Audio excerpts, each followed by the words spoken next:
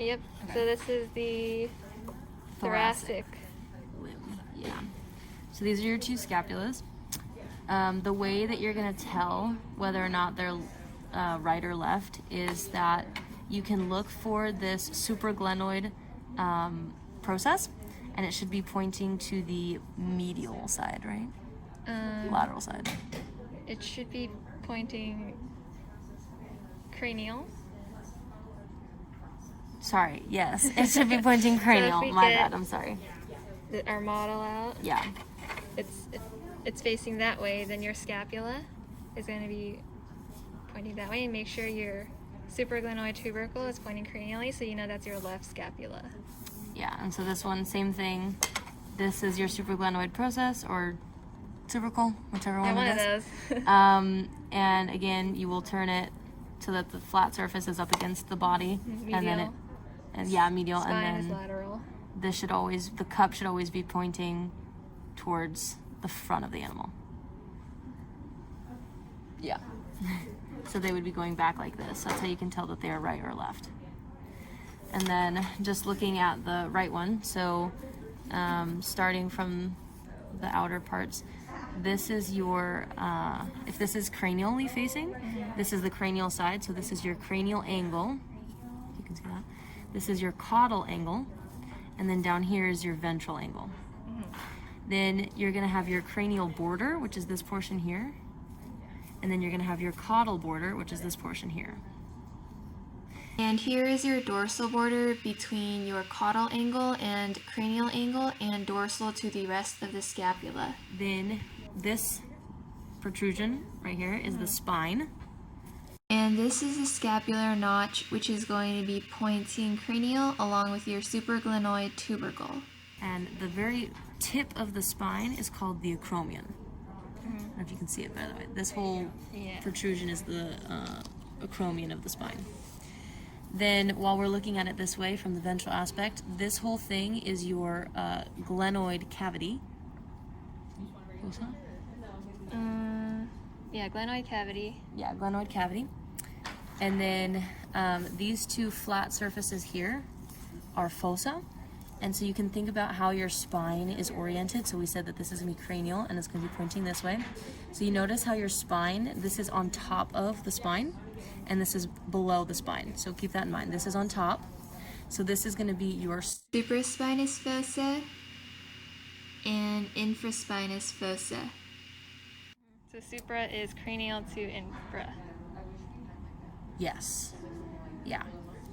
That's how you can do that. And I think we've covered everything. Oh yeah, and this is the infraglenoid process, which is caudal to the supraglenoid tubercle. Laterally. Then also noting for the supraglenoid tubercle, it is tubercle. For the supraglenoid tubercle, what you should do is you should do a ventral view, and then you should turn the supraglenoid tubercle upwards, and you can see coming off of it, there's this little protrusion called the coracoid process. And I think that that's it. And do we do the medial Oh, we didn't do face this, of the scapula? Yeah. So for the medial face, you can, I don't know if you can see it very well in video, but this portion here where I'm outlining, this is the edge of the serrated face. So all of this that my finger is touching is the serrated face of the scapula. And if you bring it closer, you can actually see it pretty well. It's rougher. Yeah. Yeah. And then everything below it is going to be smoother, and this is your subscapular fossa. And then that's it for the scapula. Moving on to the humerus. Oh, and then just to connect them. So the humerus is going to connect and articulate with the glenoid cavity of the scapula. So first you want to figure out which humerus this is, so you know which scapula to articulate it to, but the point being is that the head will articulate with that, and you'll have to figure that out. Okay. Okay. How do you tell left versus right? So the way that you tell left versus right, the way that I particularly like to do it is first I start off with figuring out which way is cranial and caudal. And our model here is pointing, facing that way. So I identify the head first because it's the easiest thing. It's flat, round, pretty big. This will always point caudally. So I already have my bone in the cranial-caudal form. So this would then be the cranial side. Okay, so I'm going to point it cranially for our cat model. This is how it would be in the cat. And then you know that this is called the greater tubercle, and this is always on the lateral side. So if I was to try and place this into the cat and I put it on the right side, this is now pointing medial, so that's wrong. So then I need to put it onto the left side. It's now pointing lateral, so that is correct. This is the left humerus. And then do you want to say the structures while I can point them out? Yeah. Okay. So then the greater Too tall. the greater tubercle, I can try and hold it. Oh then yeah, just hold read it upright like this. Yeah, that's good. Thanks. No, that's where the camera is. Okay. So the greater tubercle. And then I'll rotate it so you can see it from. The This lesser is- tubercle. Yeah, that's the greater tubercle. And now the lesser tubercle. And then the head. The intertubercular groove. So this is a cranial view. Intertubercular groove is just between the greater tubercle and the lesser tubercle. So right here. The deltoid tuberosity. Deltoid tuberosity is going to be On the lateral side. right here, or at the bottom right here. Right there. Kind of Oh, that's a good view, actually. right here. You can see it juts out a bit. And then you'll have your teres major tuberosity, or tuberosity for teres major. Which is on the medial side. And you can, it's Kinda very hard subtle. to see. Yeah, it's the rough patch on the medial side. So yeah, I would say about there And somewhere.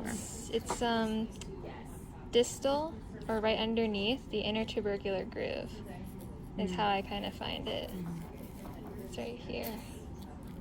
You can hear it, sounds rough. Yeah. Okay.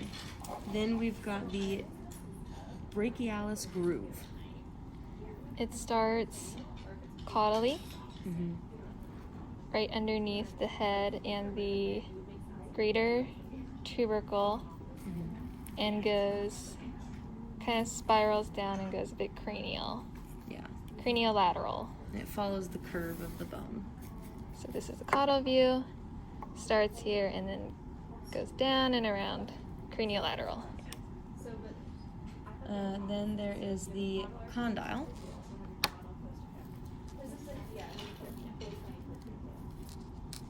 This whole bottom part is the condyle. Okay. The radial fossa. Is cranial, so we're going to point at cranial, Yeah. and it's above this hole. Yeah. It's like the. Doesn't look like much, but it's like the little triangular kind of groove in there. Yeah, there's a triangle, And then there's going to be the olecranon fossa.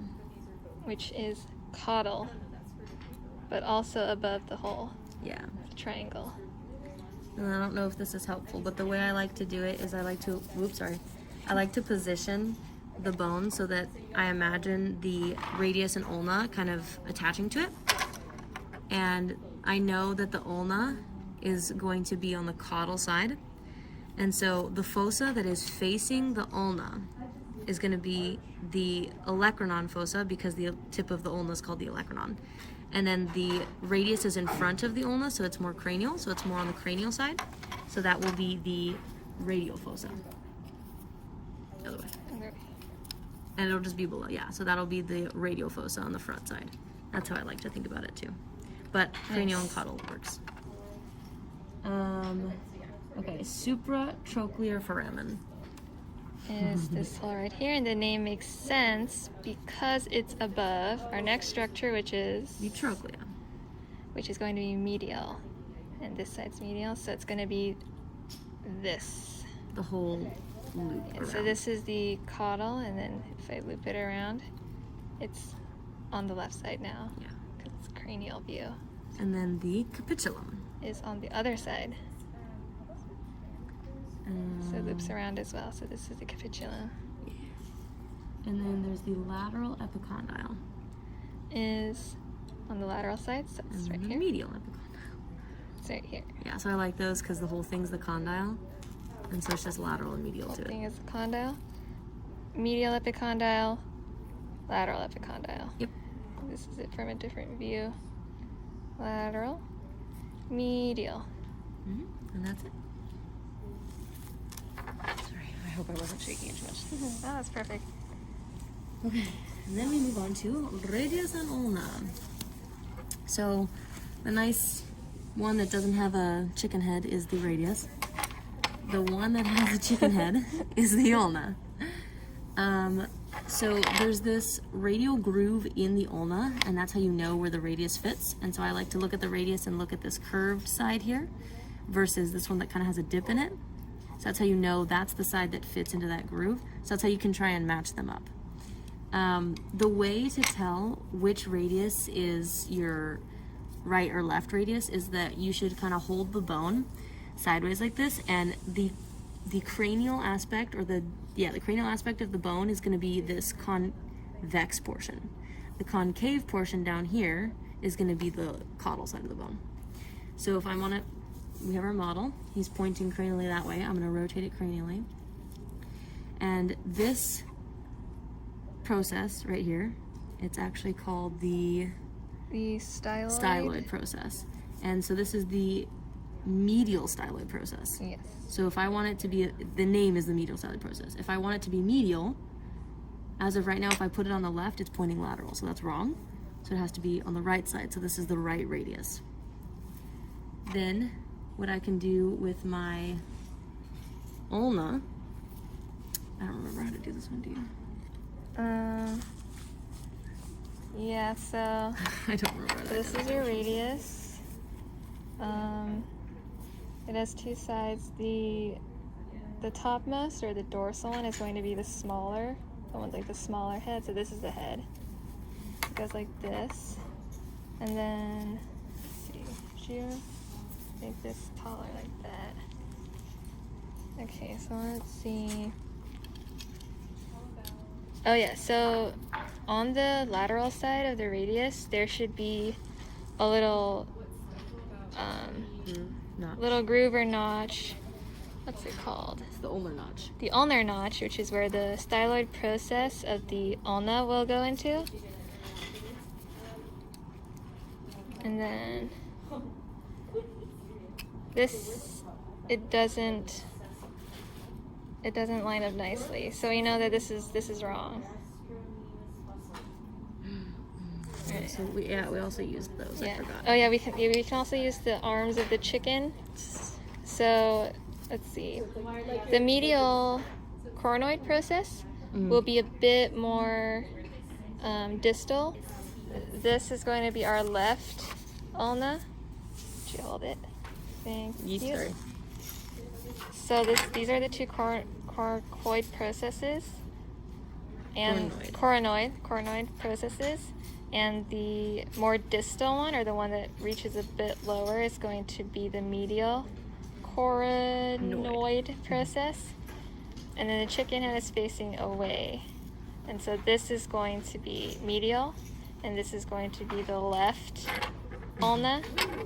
And we said that was the and right. then this one, how you can tell left versus right on the radius is that this medial styloid process is going to be medial, and so it would be facing like this, right? Because it goes like that.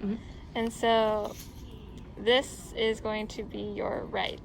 So they don't go together. So yeah, they don't go together. So we have to get the other ulna.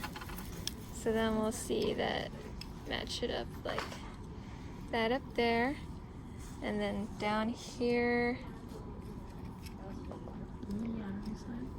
on the lateral side is going to be the ulnar notch to put the styloid process of the ulna.